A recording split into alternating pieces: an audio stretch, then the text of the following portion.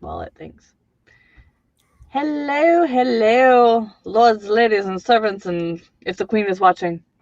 Uh, so we are talking about how to create languages in your book if you are that into a book as we are, that courageous.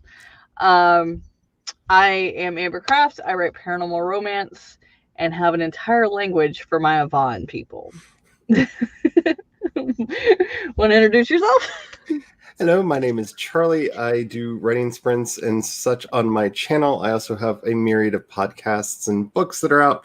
You can find everything that I do at projectshadow.com. I have been doing conlangs forever, and I love them. I am currently working on a new one that is actually inspired by Punic Aramaic because I need to make a dialect, and I've been having a lot of fun actually playing around with that. So the Rephaim in the Dragons of Night setting that I write in are going to have their own native tongue. And that's been a lot of fun to do. Nice. I just decided to do it. I didn't have anything to inspire me to make me want to do it. I just was like, we're going to go different. We're going to challenge myself. That's kind of how my first one came about, is I just wanted to be able to have words that could be inserted to give flavor to the setting and to the story. And that's how I got started. And just a warning to anybody who's never started a conlang, they can be a little addictive. Like once you're like, ooh, this is, ooh, like if it's, if you have the bug, it gets inside of you. And so, yeah, I ended up creating a whole language for that. My sci-fi setting, I have, I think 5 ongoing conlangs in that I've been developing over the years for, because some of the major species, I've got a problem. I can now understand why Tolkien wrote an entire dictionary's worth of words, because it's so crazy. It's like tattoos. It really is addictive, and Yes, you can't even understand why. Like it just is. It just is. It just is. Like that's the only way I know how to explain it. It just is. So don't go into it lightly. Yes. It is like the dark side. Forever will it haunt your destiny. Yeah, definitely. How did you, once you decided that you were going to do conlangs, like how did you go about starting their words? Okay, so when I started my first conlang, I was on a career path to do translation work for the UN. So I was studying German and Russian and several other languages so that I could be a translator person. And so I had all of my textbooks lying around. And that's actually how I got started with my first one, is like, if I were to write a language for these people, what would the lesson be? And I actually, that's how I first initially got started with it. I don't know that I recommend that necessarily. It's a good way to get in, but that's how I got started. That's almost exactly like, I kind of did that. Like I have Choctaw in my blood, and I had just bought my daughter, not that I already know the language, but I had just bought my daughter the original manuscript of the translations from the guy who actually stayed with them for 10 years and learned English to Choctaw translations. And I was like, I wonder if there's any words I don't know in here. And I was just looking at it one day and I was like, that sounds like it could mean this word. And that could, and it just kind of went from there. So like my knowing French and Spanish and Choctaw just kind of blended to, let's take a few letters from this word and a few letters from that word. And then I got like all the basic words like he, she, had, it, 1 through 10 and things like that. All the basic words. And was like, okay, now let's figure out a rule or a law to this, because otherwise I'm going to screw myself up. See, I'm kind of contrarian when it comes to creating a conlang. I think you should start with what kind of an alphabet you're wanting to have in the end, especially if you're thinking of doing artwork, because the kind of language you will develop if you're doing an abjad, which is like Hebrew or Arabic, where you have consonants but no vowels are generally displayed through diacritics or something like that. If you're doing a syllabulary like you would have in, say, Japanese, with both hiragana and katakana, or if you're doing a full ideogrammic language, which I really do not recommend unless you have the fortitude and the art skills to get started in that, like you'd have in Chinese or what have you. But figure that out first, because it will be very determinative in how you construct your words themselves.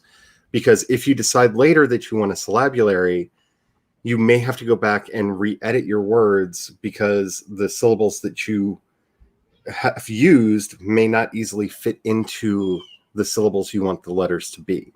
Right. So I highly recommend that you actually start there first. You don't actually have to make the script first, but try to figure out which type of language, because that will govern a lot of the sound choices. Because not always, but most abjads, there are general rules of after this letter, it's typically this kind of vowel and things like that. And you can set those rules up first. And then it's a lot easier to create actual words once you have those rules established. Yeah, and I think I didn't know how I wanted my voice to sound, because in Choctaw it's very choppy, in French it's very fluid, in Spanish it's also very fluid. So it was like, I kind of don't know what I want it to sound like. So normally when I would think of something, I would create the alphabet first, like you said. But for this, I was like, well, let me write a few words. Let me see if I'm more fluid or more choppy sounding. And so I wrote the most basic, simple words. I was like, okay, I'm going to use that as a basis to make the alphabet and how I want my consonants and vowels to sound, and combination letters and stuff, because Choctaw has some weird ones, like TL is pronounced as an H and things like that. So then I had to create the laws, my grammar laws and how I wanted everything to come about. And so I kind of did like they say do the alphabet first and then do the small letters and keep going, but I kind of bounced around.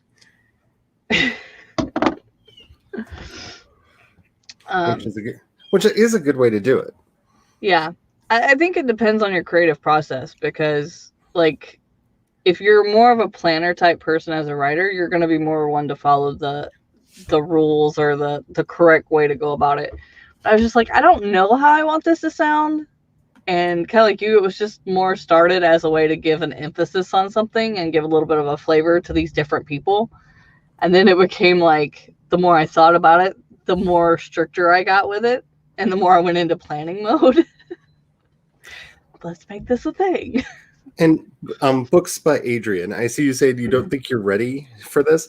If you want a quick start, I highly recommend Vulgar. It's vulgarlang.com. I can I'll put a link in chat in just a second. They have a really interesting tool where you can pick a model language. So you want a Germanic sounding language or a Spanish or a French, and it will set up all of your morphemes and phonemes for you and auto-generate a basic vocabulary and even auto-generate basic grammar that you can go and edit and make your own. But there are tools out there if you want to kind of have an Insta language so that you can use it in your system. I think that most of them still require some playing around and fiddling with, but I highly recommend Vulgar because they've been doing a really good job at keeping it up to date and playing around with it. And I've never heard of that. Yeah, here, I've got the link. I just need to sign into the chat so I can put the link in. Because you might have to say something first for me to make you a moderator, so it'll let you. I don't think it'll let you otherwise. Yeah, that's true. If you want, I can just put it in the private chat for you. Either way. Moderator. Well, you need to be one anyway. You're just never awake on Sundays during my streams, so.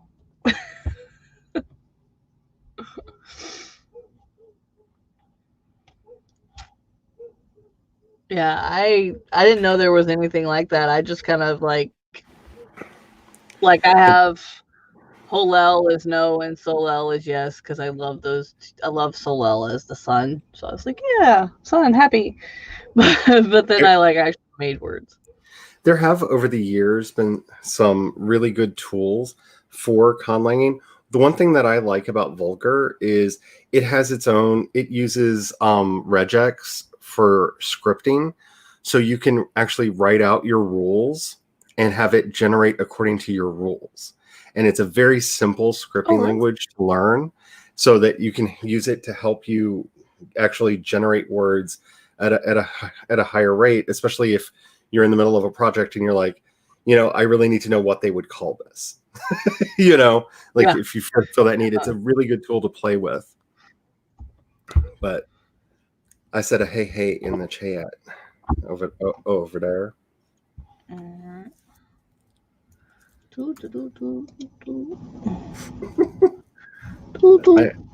There you go. Now you can add it. There we go. But I really recommend them. They work really well. And for anybody who plays around with World Anvil, because I do a lot of stuff over there, I'm not sponsored, but Janet, I love you. You can if you want. I do love that site. They actually have a really good dictionary if you set up using the language tab. And if you use Vulgar, that's how I actually found out about them. You can auto import your dictionary from Vulgar over to World Anvil.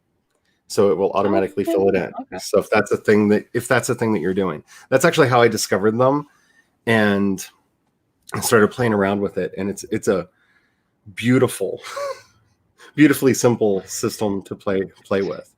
So if you're just wanting to dip your toe in, it's an interesting place to do it because you don't have to go through the anxiety of constructing the initial vocabulary, which is the hardest, most painful part.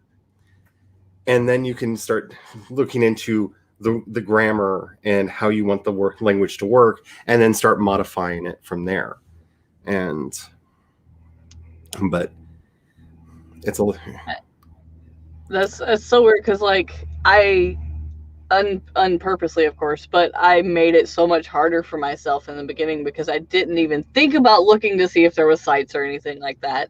And I was like, okay, I know I wanted to have these rules, but then we'll show y'all what I did. I created spreadsheets. We all love spreadsheets, of course. Oh, yes. Let me see if I can find it. I might have to pull it up through the actual screen.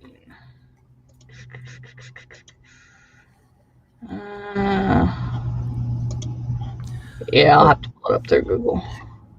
But before Vulgar, I used to use an app that was called Langmaker that unfortunately has gone the way of the dinosaur, which was really nice because it's where I first learned regex and why that's kind of become the lingua franca of these kinds of tools, because it was simply you set up your morphemes and your phonemes in it and then the rules of how they went together. And it actually had rules for doing compound words that you could set up so that you could just say, I need a compound word that's a compound of these two words. And it would look them up in your dictionary and automatically smash them together according to the rules you set up for the language.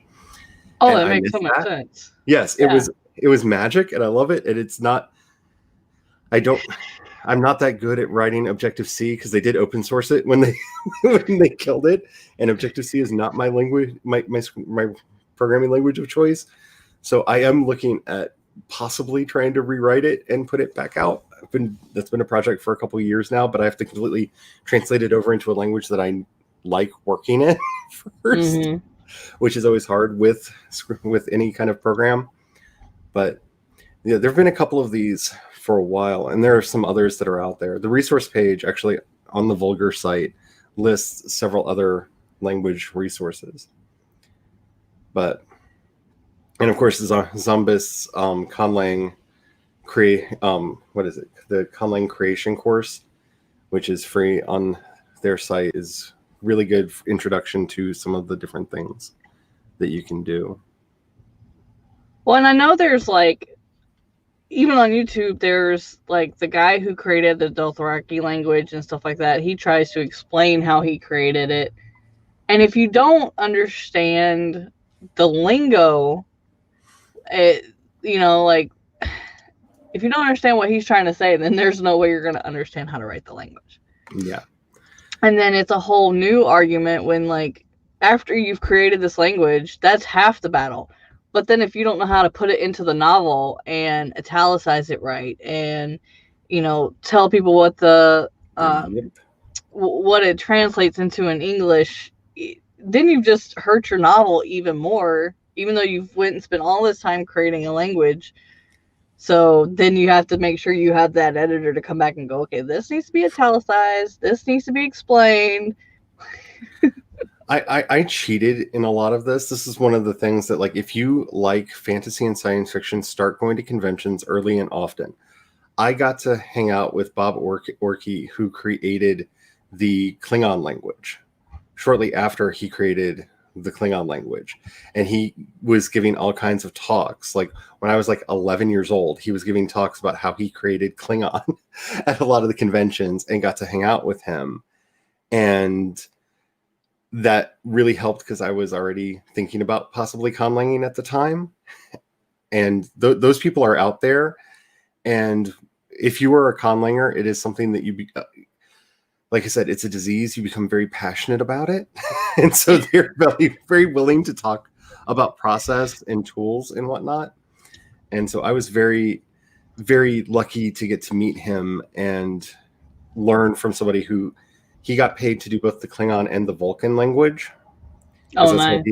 That's how he originally got brought in, because when they filmed the original Star Trek, the motion picture, the opening sequences were in English, and Gene Roddenberry got mad because the script clearly said they were supposed to be in Vulcan because they're on Vulcan. Why would they be speaking English on Vulcan? And so he was hired to create a language that they could just overdub because they didn't have money to rebuild the sets. So he had to construct a language that worked within the mouth movements of what. Oh, that's so weird. So I didn't know that. Overdub it, and that's where the opening sequence for Star Trek: The Motion Picture in Vulcan came from, and that's how he started working with them. That is so odd. I did not know that. Yeah. I am trying to get this to open so that I can show people. It's big up meaning. Okay. Oh, there we go.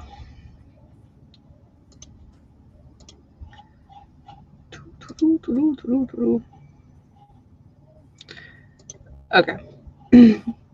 This, I was trying to make it go bigger so I can see it, but I don't think it will. So, like, let's see if we can make it bigger. There we go. So, like, I have the English translations, and then I just come over in Avon and wrote them. And I'm hoping you can see it on the site better than you can see it to me. Because it's all, like, blurry. Yeah, I'm seeing it a bit blurry as well. But I think, I don't know if it's YouTube or StreamYard that's having the issues today, but. I know, I seen that on Morgan's, it was blurry too. And I was like, oh, maybe not. Yeah, I made it bigger and you still can't see it. Actually, I've got an ad that says, welcome to office editing. That's what I'm seeing. Of course that had to pop up. Okay, never mind. I tried. Gotta love technology. It only wants to work. Oh, technology. Yeah. But no, there were some words that I was really simple about, like, but when you are translating as you write your books, you can forget and write the same letters as different words and things like that.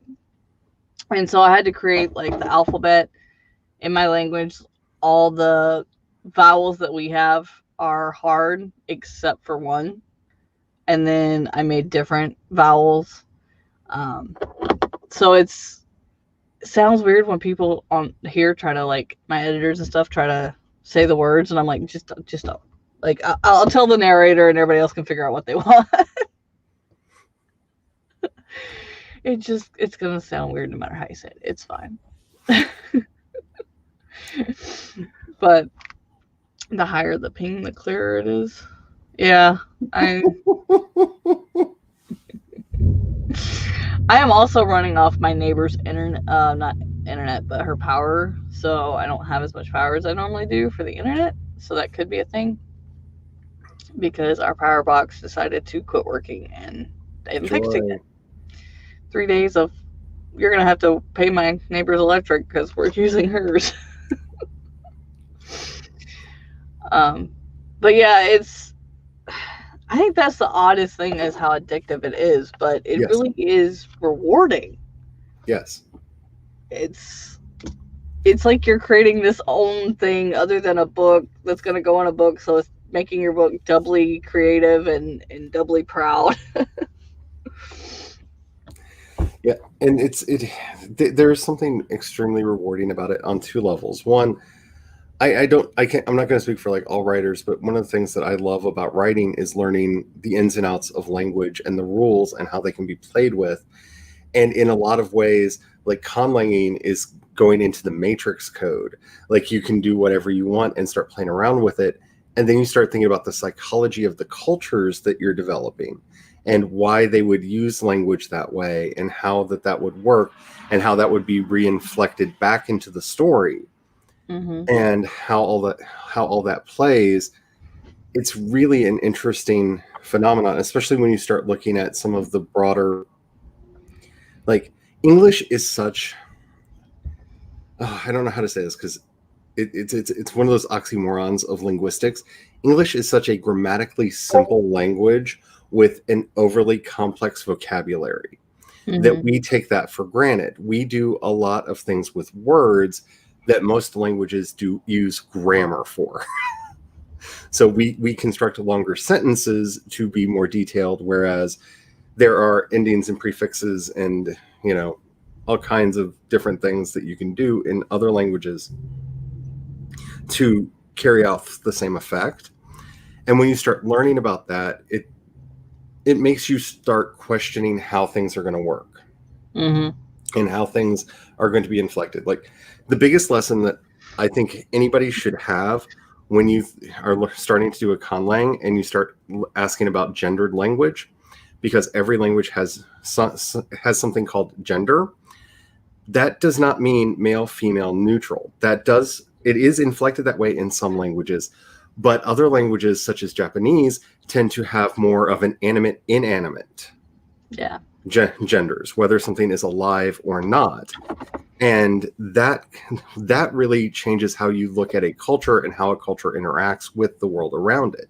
If they're simply classifying things linguistically as we use this set of rules if it's animate, if it's alive, and in some cases you have human, animate, inanimate, and what have you, and there are a lot of different variations of that, but that really shows a lot. You can see how that gets inflected in Japanese culture as well, where you have legends of like the obaki, which are inanimate objects that eventually become animate objects through good service. They take on a soul of their own and become animate objects. That's a big part of Japanese folklore, and you can see the roots of that in the language. You know what I'm saying? That interconnection and interplay there. And that is so much fun when you're doing a culture and a world, is thinking about how all of those things play together. And I think the more you learn about language, especially if you're basing it off another language or another culture or something, not only are you learning things about that culture and that language and that time period even, but it really makes you sit and think about, like you said, how your characters are going to be, and how, like with the Japanese, you were just saying, the inanimate becomes the adamant, like it comes. Yeah, we're just gonna leave it like that. And it makes you think more about your story and about the back side of the story versus just this story is this story. Because when I first started this language, it was just something to have from this one person coming from somewhere else. And now going into Nano, writing book 4, this is where this one person from this book and this one person from this book, now we're going to go see the entire world that they came from, and all this explosion of, you've had a little taste of it, now you're going to see it. Now you're going to go from, Klingon talking to English to total Klingon world, and the explosion of world building and characters, and it's gonna be quite crazy, and I'm trying to keep it under 100,000. I can't promise anything. I know Meadow's watching. I can't promise anything. Telling my editor now. I'm already at 40,000. I'm only in 3 chapters. So, but and it went from basically learning this language and how I wanted to take from this and take from this to giving myself ideas about this world and this story and this new people, and it just exploded. Yep. I've got a whole binder based. It starts with the language, and then it talks about the culture, and then it talks about all these other gods, and then it talks, different rare plants that I want to be on this world, and extinct things that, of course, because it's all these gods that used to be. Well, why not have plants and worlds and things that used to be? So it's crazy how you just kind of, okay, I'm going to go a little off kilter here, and it creates its own monster, and you're not even upset about it. So some basic things that I would say to start thinking about when you're wanting to do a language is, one, like I said, what sounds are going to be capable? How are those sounds commonly put together? But also start thinking about, how do they do definites and indefinites? Because every language has a different way of doing that. In English, we have the a and the, right? If something is an indefinite thing, we say it is, a microphone. Or if we're talking about that specific one, the microphone. Some languages have stages of how that works, and others don't have a determinant at all. And that's tells you a lot about how holistic the species or culture thinks about the world. The less specificity, the less separateness that you're building into the language, the less separateness the people are going to have as part of their culture. So how do they say this thing or these things or a thing? Because versus like it is and it was. Yes. Yeah. So, for example, there are several Aboriginal numbering systems that literally are like one, a few, many, a lot. Because that was the number. That's how they needed to count.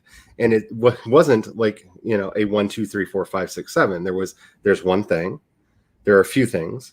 There are many things. There are a lot of things. There are all things. Yeah.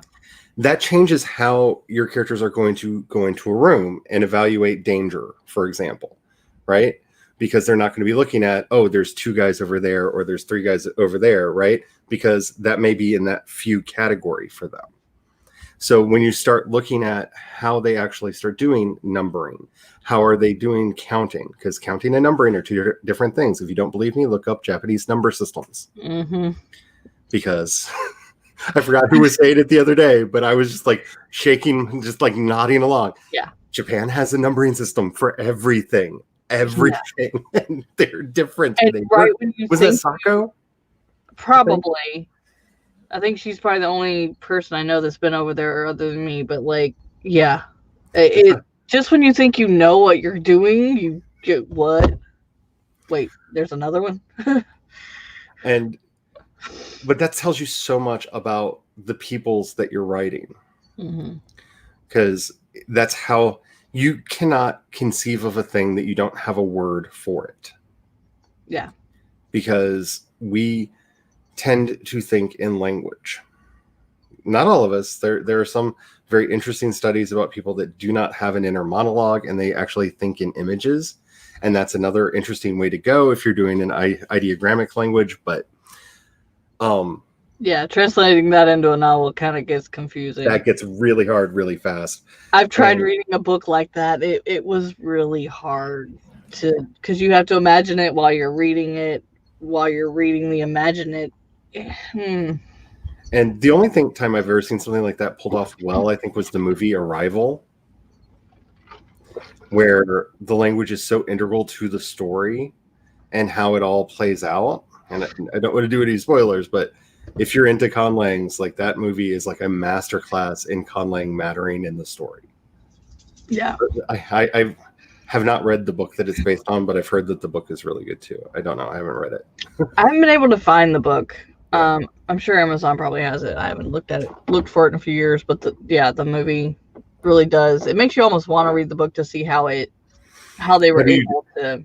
how do that in text? Yeah, yeah, because that in itself is like, if I could pull that off in a book, that would be awesome.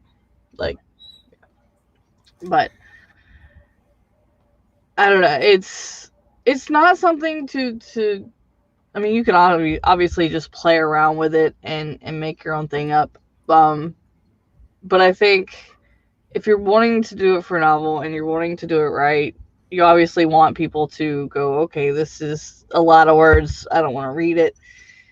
So I have like my my translations page in the front, and then I have the Avan language rules in the back, starting in this book, so that people can, if they want to pronounce them right, do, in case my language takes off.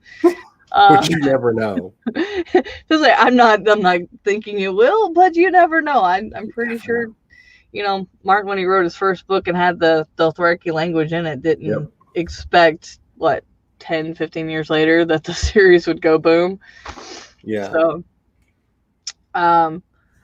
but so you want to always have that foresight, but yeah, it's something that you have to then add on at the end of each book. And then as I'm adding languages to the translations, because I haven't obviously created the entire encyclopedia for myself yet, but as I create more of the language, putting it in. And I wish I could give some good links for this, but there are word lists out there. You only need to come up with 500 basic words for most languages. There are some arguments, but if you do, I think it's universal word list. If you just search for that, there are some really interesting arguments for what the 500 basic words are.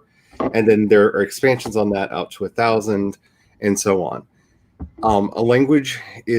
A child is considered functional in speech once they get about 800 words in their vocabulary, because at that point you can understand what a child can ask for most of what they want and tell you most of what they need you to know.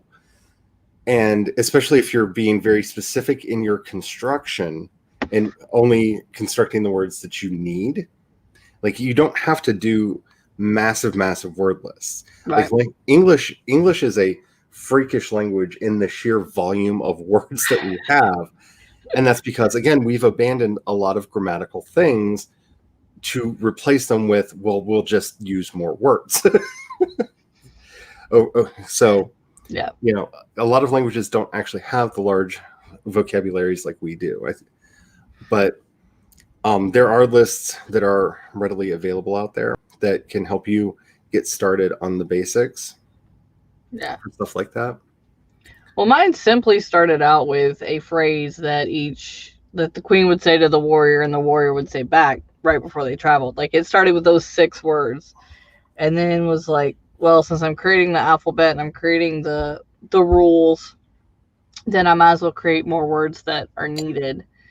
And I think it depends on whether your people live in this entirely new universe, because we're doing fantasy, or whether you're trying to go back and do a historical style with an entirely new language. Like, how weird into the sci-fi are you delving forward or backwards as to how you would spin your language?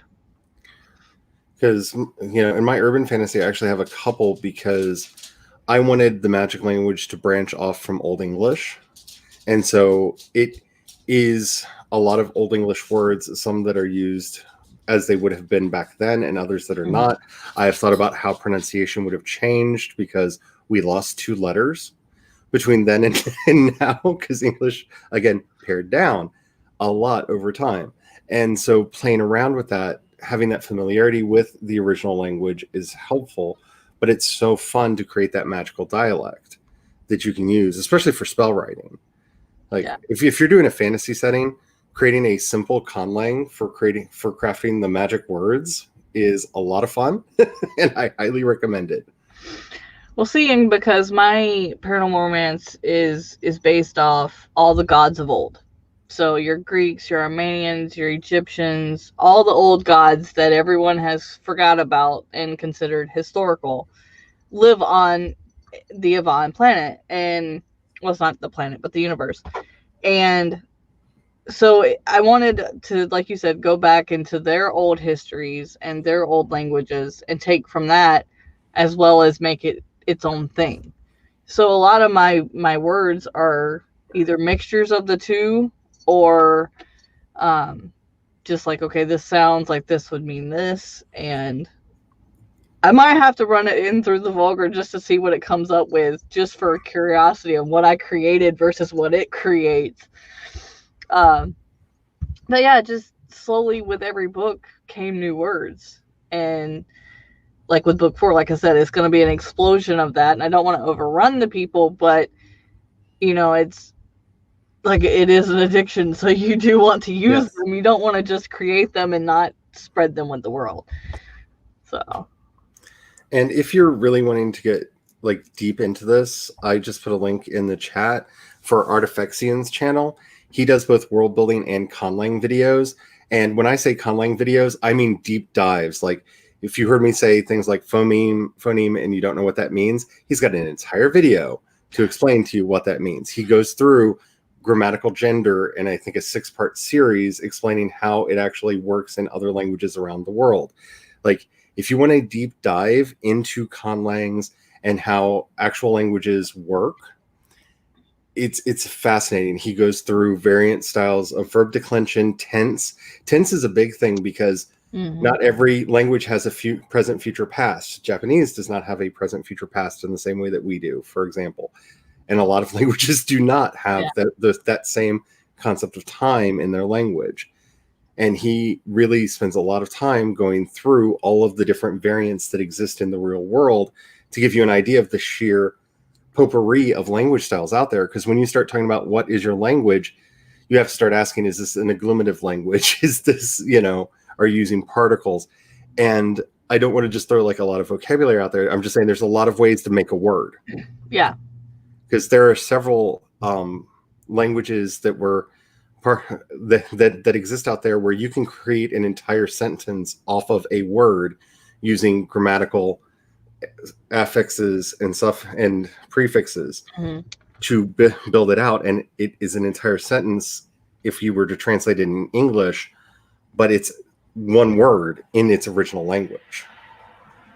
Like, you can get like the rabbit hole of how actual human language works is deep, and Artifexian has done some amazing videos explaining all of the ins and outs. And my personal favorite is number systems. He just did a series on number systems. And your number system doesn't have to be base 1 or base 10. And actually constructs some fun base 3 and base 6 natural-ish, counting systems.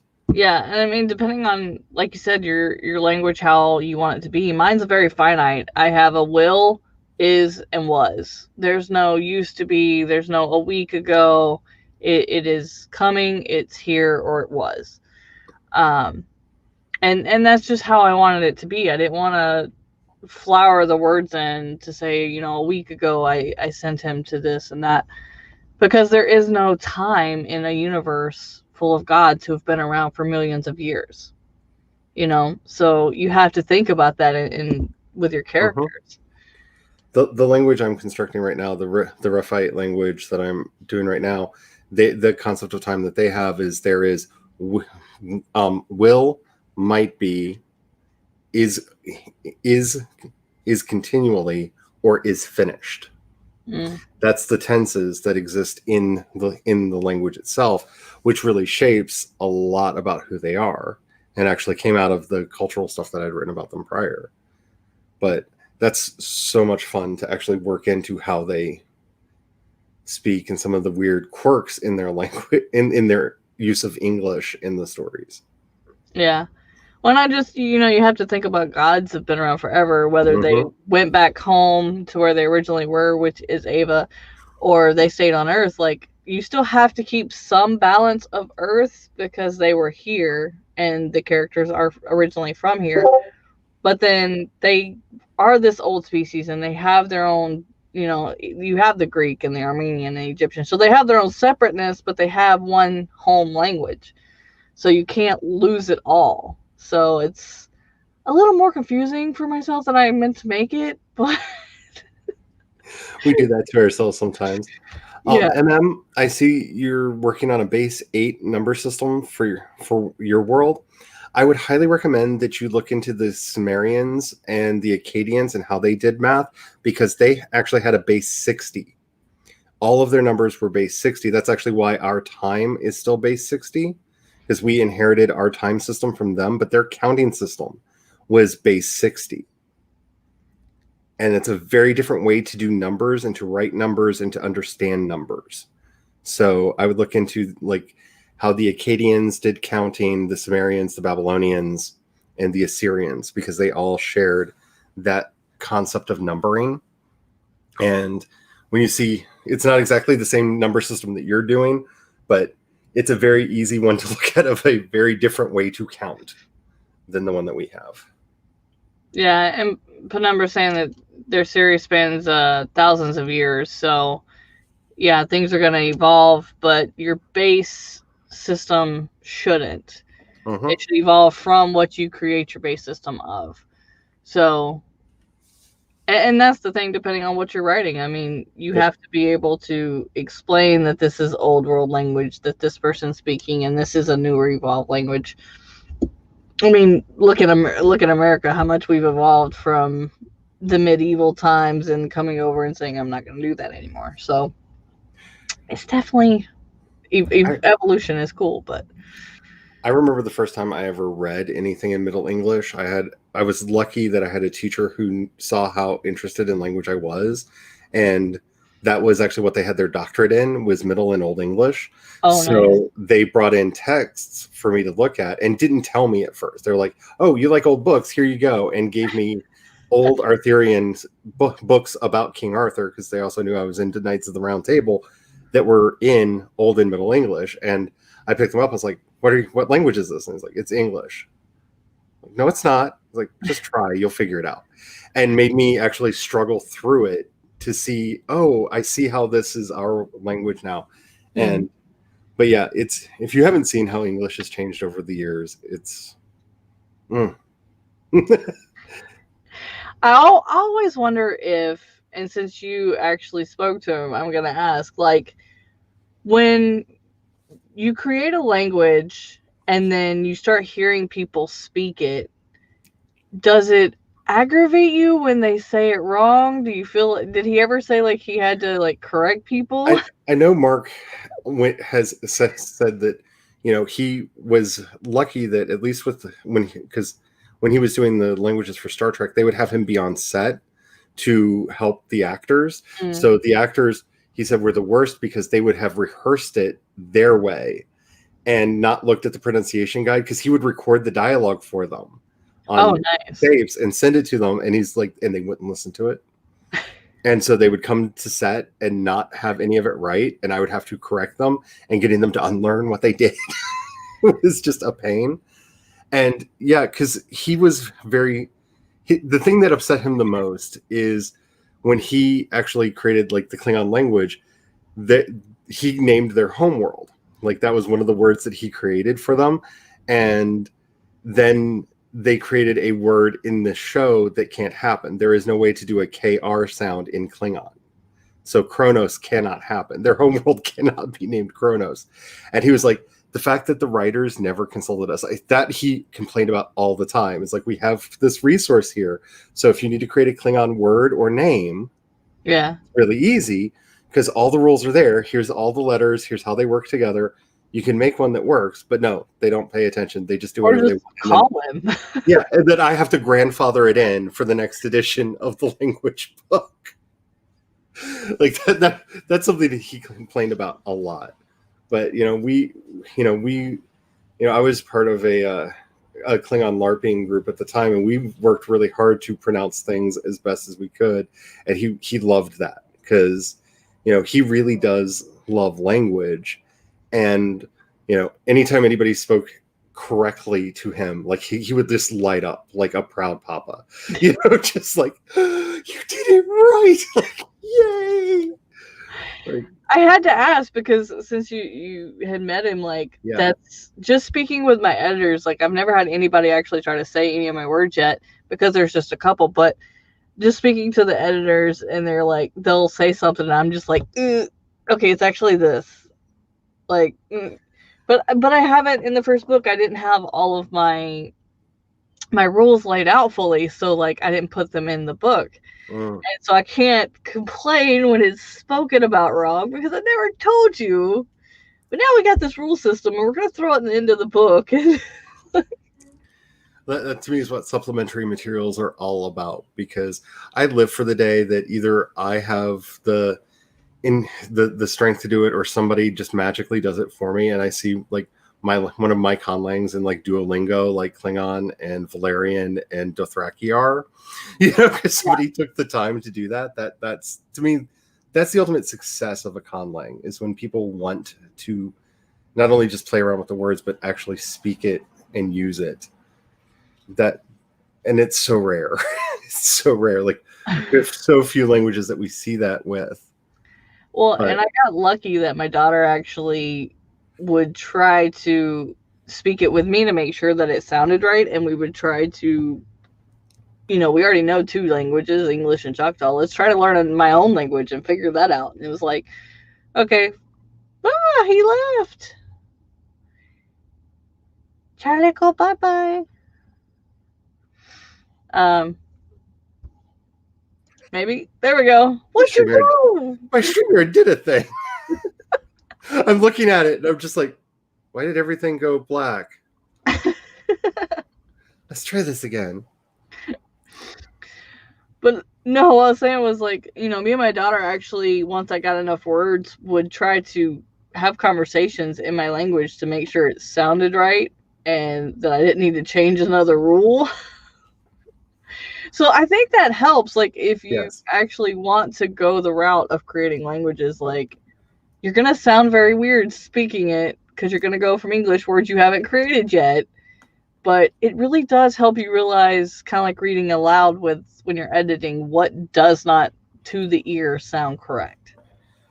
And one of the really cool things about Vulgar, not to like, I am not getting paid by them. I swear to God, I'm not getting paid by them. But one of the really cool things about them is they actually have a translator built in, so that once you have your conlang in there, you have to use specific syntax so that it translates it correctly. Like, and they've got the syntax explained, but you can type an English sentence in and it will translate it into your language using your grammar rules.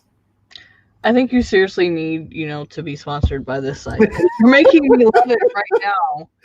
I can put every word I've got and then create new ones and everything and make it so much easier for myself. Let's go for it. And that's so wonderful to see, because you get to instantly look at all the words that you've created in a sentence. Yeah. And see how it sounds. How does it feel to you? Is it too much of a salad that nobody could actually get out of their mouth?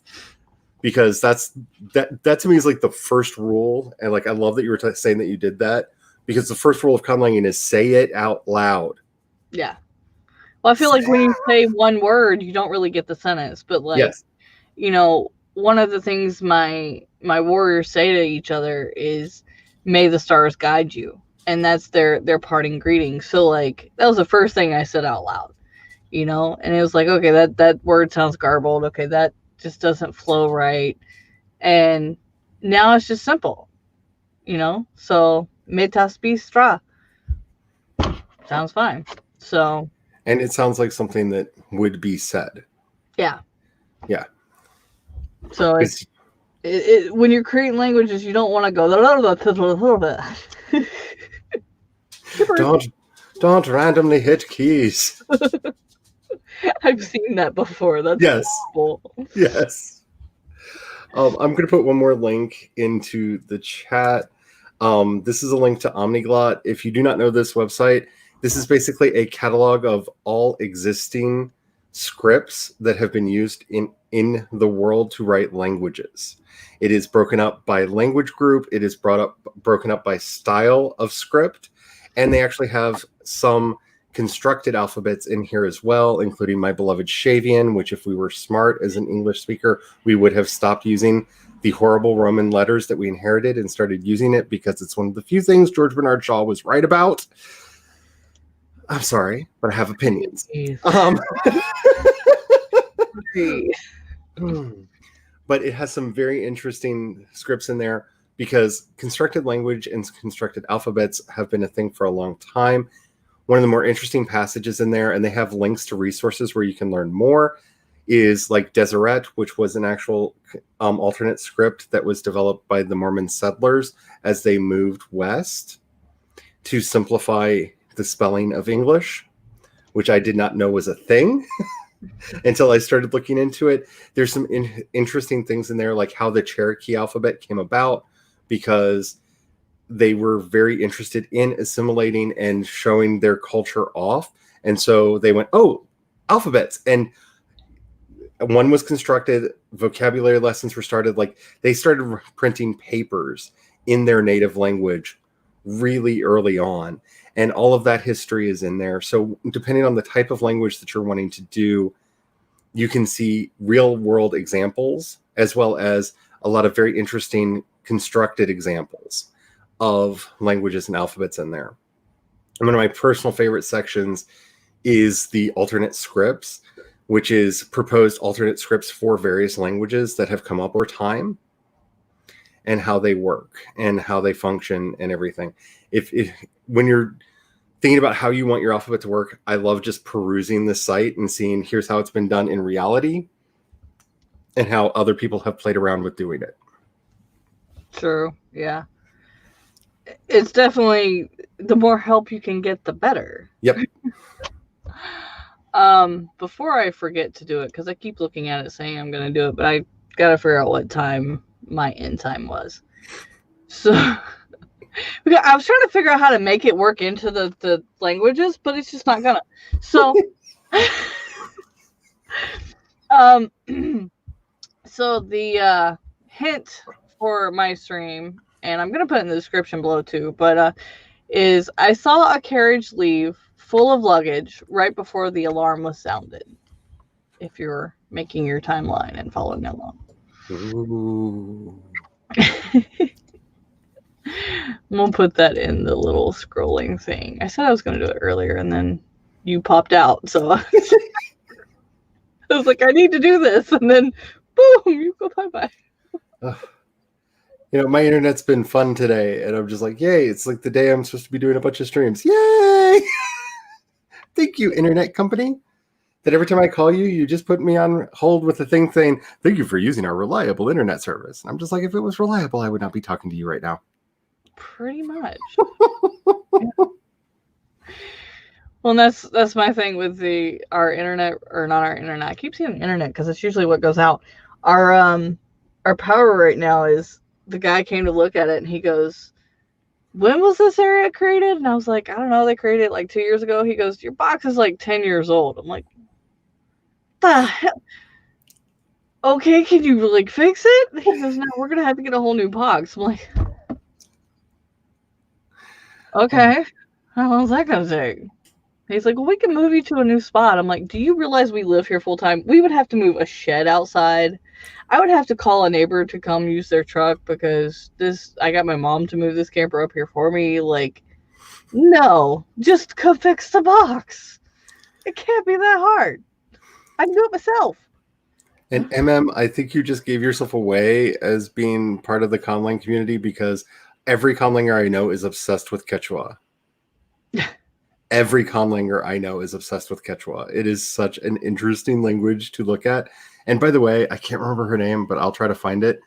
I probably won't find it before this is over, but I'll try to find it to share at some point. There's a singer who is a native speaker of Quechua who does remakes of popular pop tunes in Quechua so that she can get the sound of her language out, because she wants people to experience her language. But yeah, Quechua is a fascinating language on every possible level. And if you go to any conlang site, I thought that was just indigenous people that tried to get their language out like that. If you go to any conlang site, one of the first real languages you're going to see them probably talk about is Quechua, because I think every conlanger is like low key obsessed with Quechua, and I do believe that Star Wars has now been translated into Quechua as well, because over the last 6 years, how long ago did George sell it?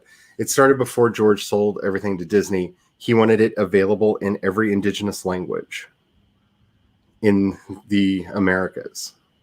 And yeah, I thought that was really cool. I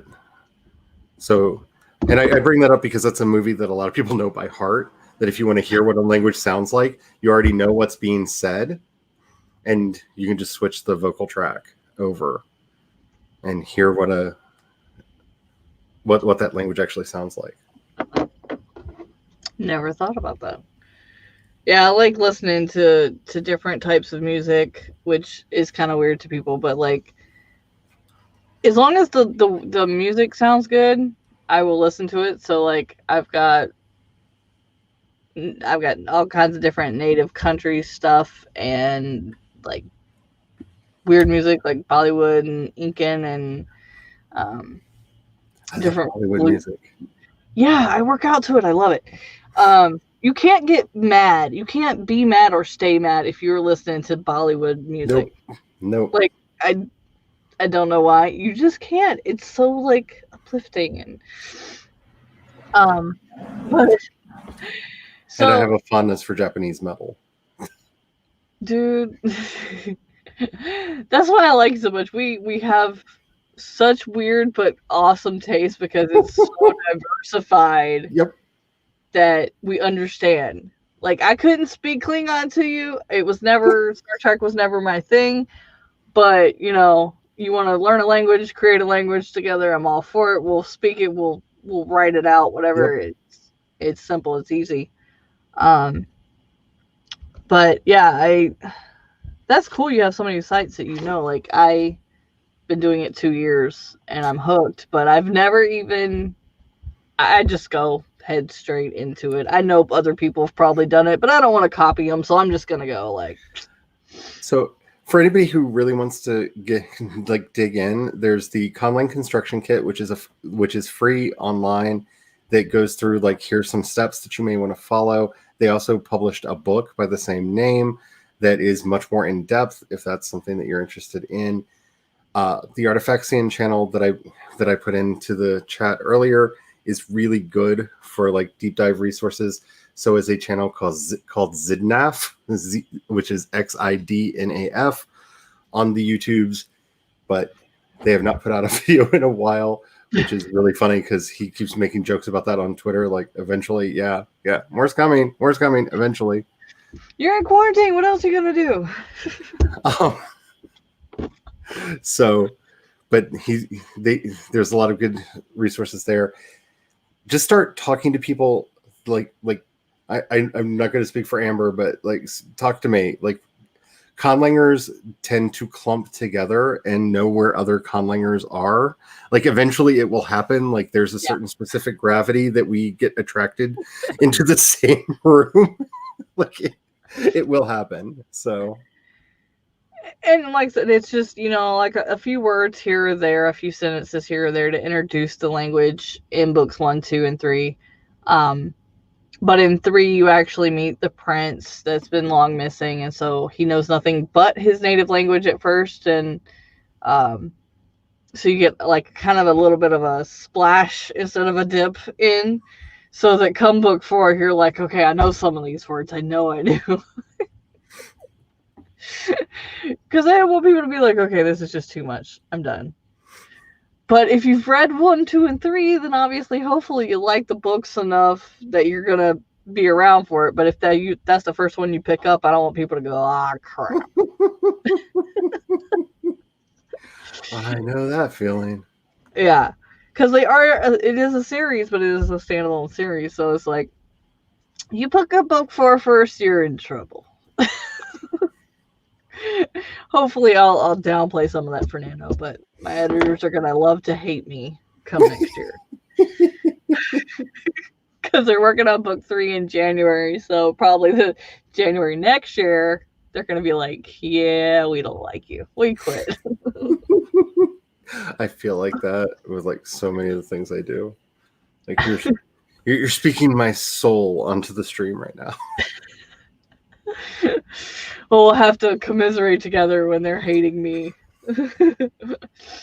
and I think a lot of times because we do conlang it and it makes you get more in depth than even the typical author would with a character, it does create problems with editors because you're like, no, this is how they are, and they're like, but it doesn't sound right. I don't care.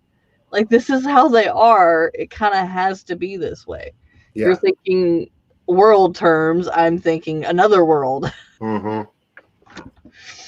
And I think that's one of the most difficult things when you're doing, especially sci-fi fantasy in any regard, in any way, because there are some grammatically incorrect things, especially in dialogue, that you kind of have to do just because their minds don't work a certain way, or, you know, to be true to the people in the story.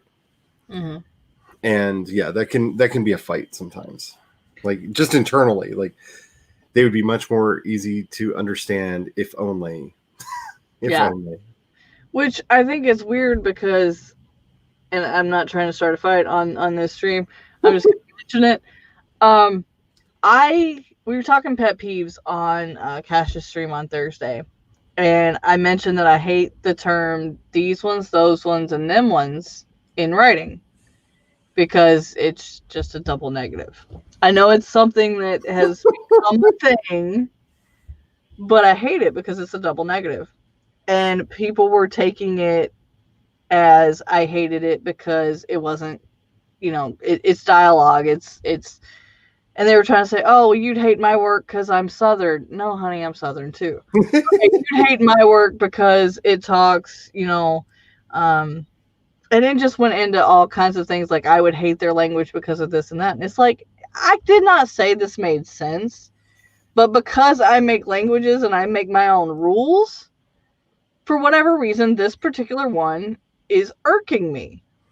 Because as people who create our own languages, this makes sense because of this. And this, you know, you make rules that make sense. Yes. But when you take a denomination of money and then you take a plural, like, how does this make sense?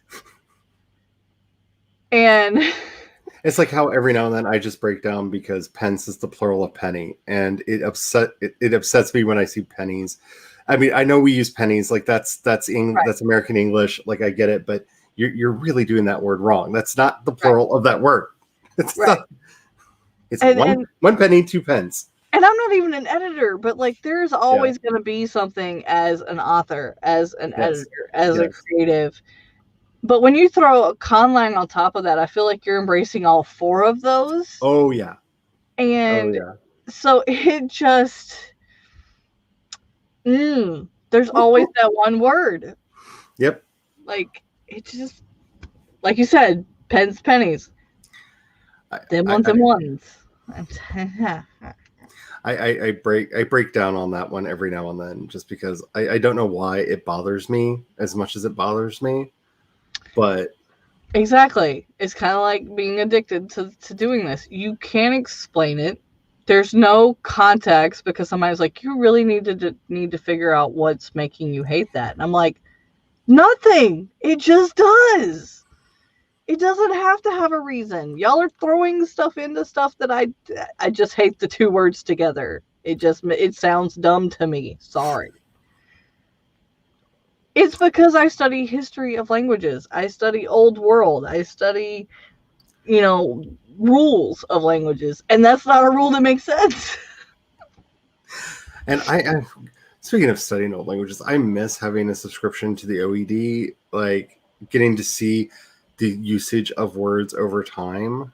Mm-hmm. And I will say, like, if you're not wanting to like completely dip into conlanging, but you want to play around with it, there are a lot of wonderful books out there that are basically dictionaries of lost English words that are fun to revive and use in your stories, because some of my favorite words that I've used in fiction, I've been called out by people for making up a very strange word, and I'm like, no, that's an actual English word, honey.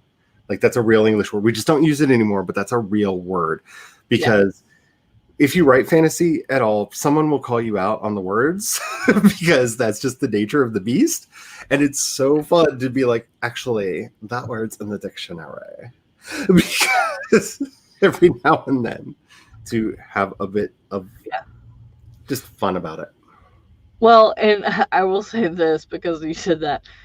If you ever want to make your teenager seem too proper or get picked on, just make them read the dictionary as a punishment multiple times. Like, I didn't get grounded. I didn't get put in a corner. I didn't get shit taken from me. I had to read the dictionary and find 5 words I did not know, and then speak them all week. See, that backfired on my family because they realized I read too quickly, so they started buying encyclopedias, and it made me read those. And I was like, oh, so if I act up, I get a new volume of the encyclopedia? Okay. Like that backfired. So right. And I think it backfired on them because it made me want to create new words. But like, I would get used to doing that when I'd get in trouble, and so then I would actually start using them in my vocabulary. And then kids my age be like, I don't know what the fuck you're saying, but you should calm down. And I have to say, even if you don't make a conlang, learning the tools and stuff that go into making it will actually make you a better writer, because you have to have a certain intimate understanding of how language works for a conlang to come about. And as you start learning all of those little things that you take for granted, because as a native speaker of the language that you're speaking, you don't think about, why do we do this? Why do we do that? Like, you just learn the rules, or you accept the rules that you've grown up with, or you become a grammar geek like me and start looking like, have books on syntax on your shelf because you're that person. But when you start getting into like the nitty gritty of like why words come together in the way that they do, and why certain words are you do certain declensions, and all of that, how conjugations came about and which ones we've lost or still have, or which aren't really used properly. Yeah. Because you really have to, I don't want to say master your own language before you can do a conlang, but it becomes very helpful in the mastery of your own language, because most of the examples that you're going to find are going to be like, okay, so in English, we do this thing. Yeah, and having this rule. Pre-understanding of the language, So it does actually help with the writing in just English as well, because you really have to learn the rules. Yeah. Well, and I think learning the rules of any language that you're going to speak is also like, because like I said, as I make a language, it's helpful to speak it. And that goes with any language you're learning. So if you're wanting to learn a language to then help make a conlang out of it, like, it's always nice to know the rules and the whys and even the setups, just as much as it is to learn the alphabet, because you have to know all of those things to understand how you're saying it and why you're saying it. And even to form sentences, learning a word is fine, but to make a sentence and not sound stupid, you have to have those little rules, like your verb before your noun and things like that, like Spanish is, because otherwise they're going to look at you and go, she has no clue what she's talking about, but she did kind of make a sentence in a form. Okay, I'll answer. And then you study classical Latin and realize that it had no rules, and you suddenly understand why they were both rigidly ordered and completely chaotic at the same time. Because you can do anything as long as it has the right endings on it, technically. Yeah. I know, because I've read a lot of classical Latin, and there's not a lot of formula there. I'm not going to say I didn't give up, that I gave up quickly, but it was probably one of my less spent times learning a language. Because I was like, everything comes from Latin. Everything starts from Latin. I want to learn this, you know. And that's back when I was learning Spanish and then Portuguese and Italian. And so it's like, it all comes from the same place. So let's go straight to the basics. And then I realized how disorderly. I was like, no wonder everything's so messed up. No wonder there's so many languages and so many words for shit. Because they have a very rigid declension and conjugation system. And that's really all that matters. Like, depending on the emphasis you want for a sentence, you can pretty much, within a few confines that do exist in the language, put the words in any order that you want, because the endings tell you what that word means, as far as like its function and role in the sentence. So you can really stress what you're saying, which makes, like, when you read, some of the classics in Latin, they have a very different meaning, because you notice the words that they're putting emphasis on, they get lost when you have to make it into an English intelligible sentence. Right. Like, you'd have to make them bold in all caps and like kind of jump up and down on the page.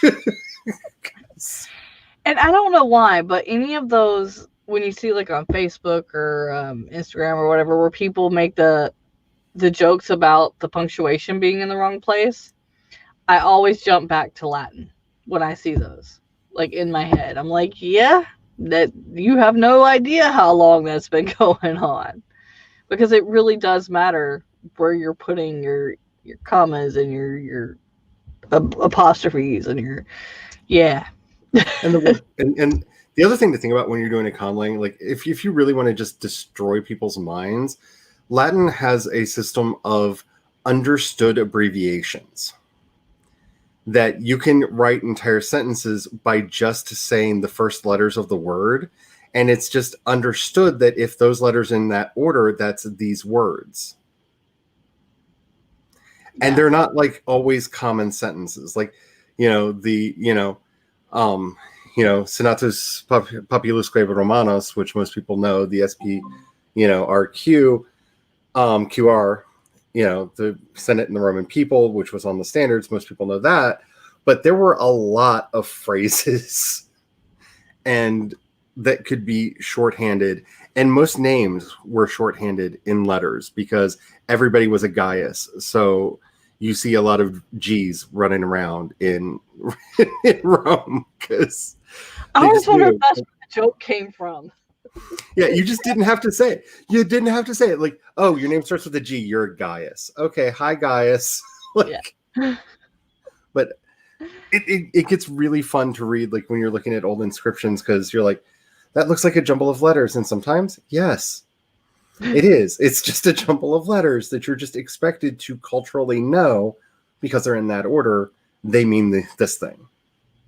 Yeah. I did not know, Penumbra, that you knew that many languages before your stroke. That's crazy. Wow. That is Latin, German, French, Mexican, Spanish, and Cherokee. That's crazy. I tried to learn Cherokee, and it was the bridge too far for my brain. If I had a teacher, like, I tried to teach myself out of a book because I couldn't find like a class to teach it. Like, if I could find a class, that might work. But that was a bridge too far. Like, I'm sorry, I need somebody to like walk me through this, because it is a beautifully complex language.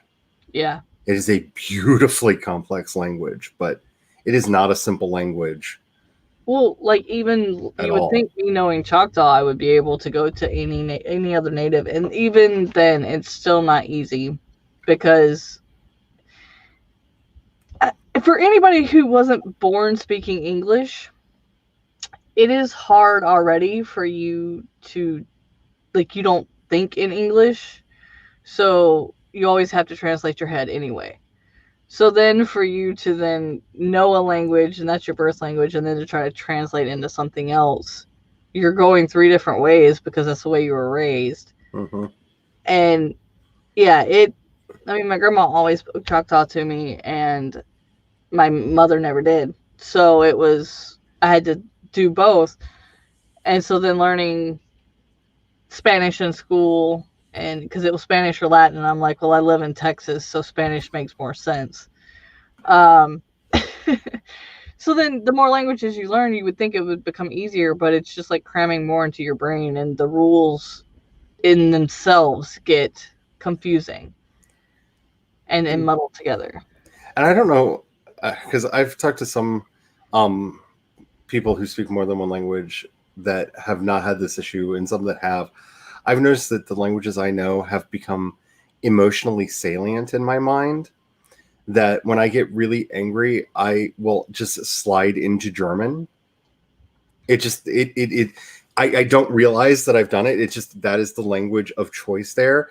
If I'm being really like snarky and catty, I will either slip into Polari or Yiddish because that's just the way my brain wants to do it. It's just like, oh, you know, the fun words in these languages for that thing. And just, they've become very emotionally salient for me that I cuss in Spanish and Italian, and I get happy in Choctaw. And I find that very interesting in and of itself. And I don't know if that says something about the language or something about me. Like I would love to like sit down with a sociologist and some psychiatrists and like do a study to find out, like, is that something inherent to the languages? Like, do we do the same thing for the same languages? Is it, or is it a personality thing? It might be a little bit of both, because I never did that until, like, I would slip back into Choctaw a lot of times when I was younger, just out of habit. But I never tried to, I've known Spanish since I was 13, 14. But I worked at a Chinese restaurant where there was Spanish people cooking, but my owners spoke Cantonese. And if you've ever heard Cantonese, the language itself sounds like they are cussing all the time. Like, it is such a harshly spoken language. And they are perfectly amiable talking. Like, they are smiling, they are laughing, but it sounds like they are cussing each other out in their language. And hearing them every night, 5 days a week, I just somehow turned my Spanish into cussing. Like, that's just what it became. It was the other language that I knew the most words of, and it became my cussing language, so my parents didn't know I was cussing. It has been that ever since. That's interesting. That's fun. I just didn't even realize I was doing it till my friend was like, "What the hell are you saying, dude?" Who knows?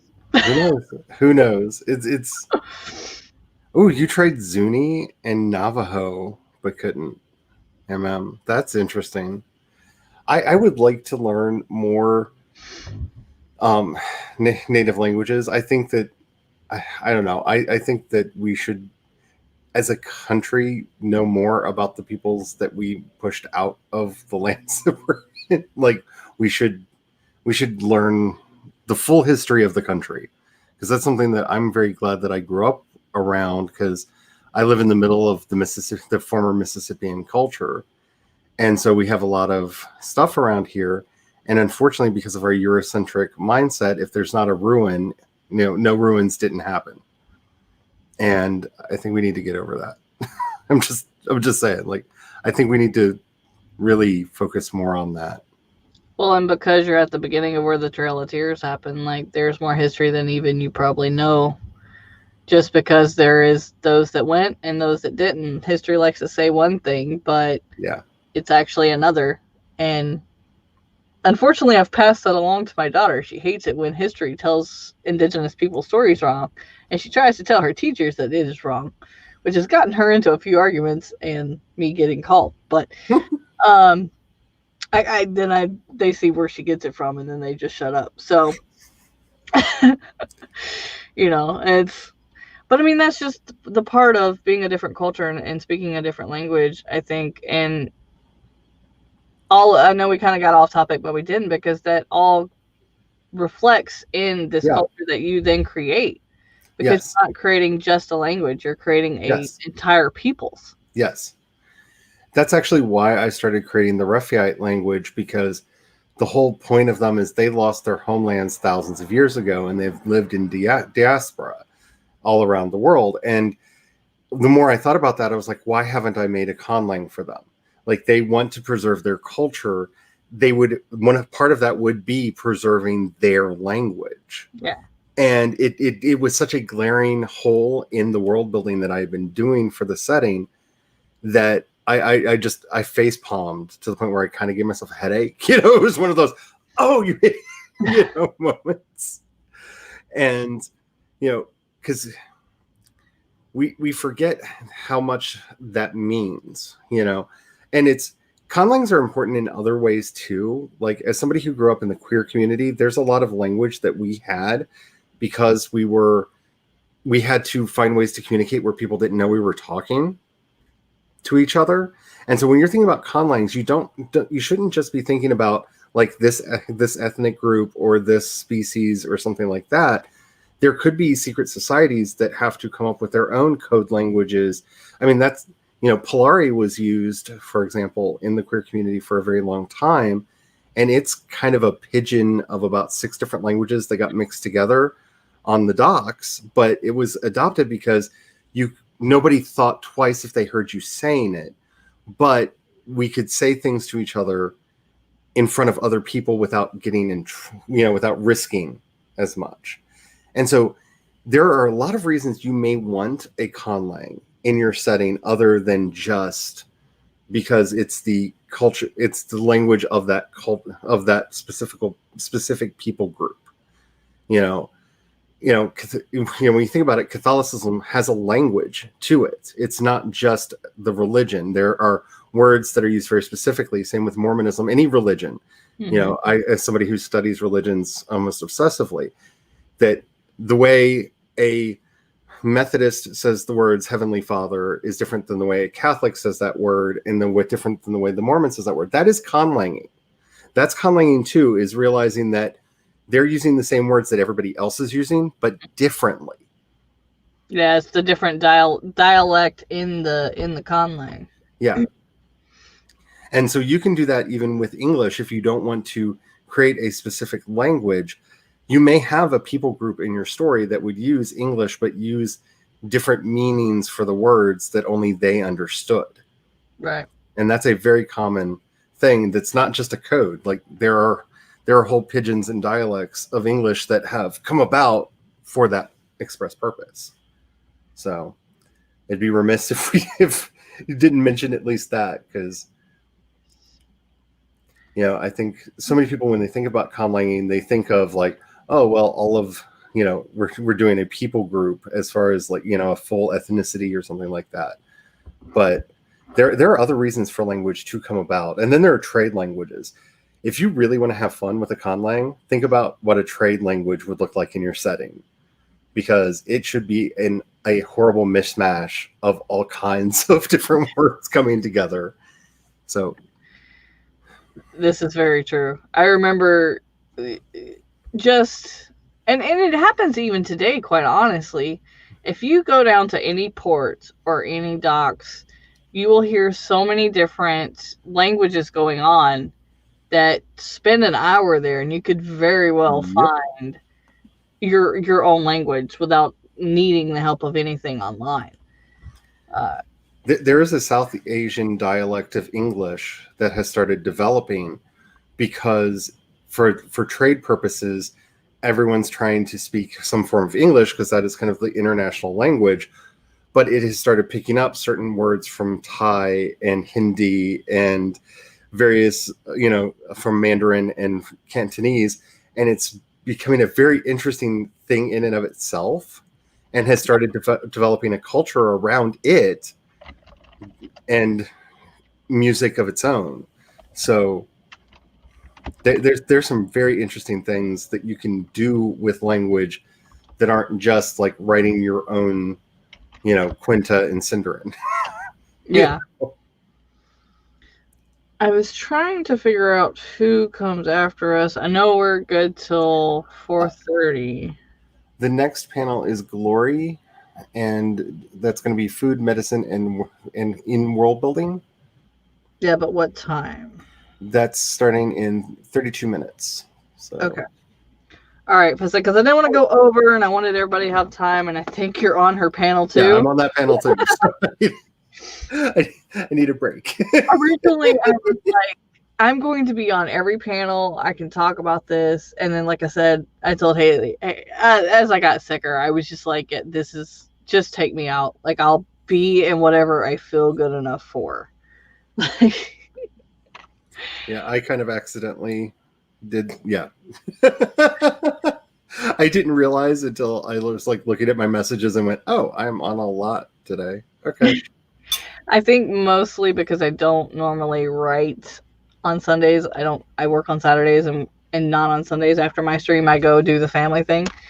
I'll probably wake up a little bit early and do all of that tomorrow, but I woke up coughing and hacking and barely made the opening ceremony. So I'm like, I'm going to save my voice because I just got it back like 3 days ago. So, okay. So thank you, Devin. Devin, I can't even hold on to my. Okay, who needs a pen?